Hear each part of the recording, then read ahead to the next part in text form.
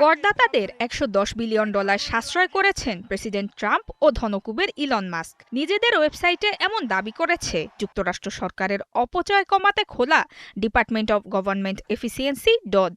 আর এ তথ্য যাচাই করে অতিরঞ্জিত বলছে মার্কিন পর্যবেক্ষক সংস্থা গভর্নমেন্ট অ্যাকাউন্টেবিলিটি অফিস GAO। সংস্থাটি বলছে ডজের তথ্যের উল্লেখযোগ্য অংশের নির্ভরযোগ্য কোনো প্রমাণ নেই। বড় ধরনের অসঙ্গতি রয়েছে ওয়াল অফ রিসিটসে।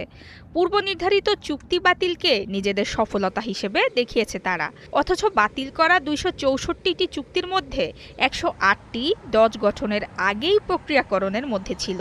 এছাড়া প্রতিরক্ষা বিভাগের $1.7 বিলিয়ন একটি আইটি চুক্তি বাতিলের দাবি করা হলেও বাস্তবে তা বাতিল হয়নি কিংবা কোনো অর্থ সাশ্রয় হয়নি। একই সময়ে 15,887টি অনুদান বাতিলের কথা জানায় ডজ।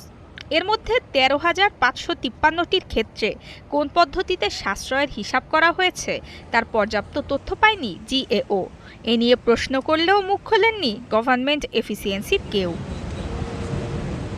ট্রাম্পের দ্বিতীয় মেয়াদ শুরুর কিছুদিন পর সরকারি অর্থের অপচয় রোধে চালু হয় department of government efficiency DOGE, যার নেতৃত্বে ছিলেন ইলন মাস্ক। প্রতিশ্রুতি দেন চাকরি ছাঁটাই ও সরকারি কর্মসূচি বন্ধের মাধ্যমে বছরের সাশ্রয় হবে $2 ট্রিলিয়ন।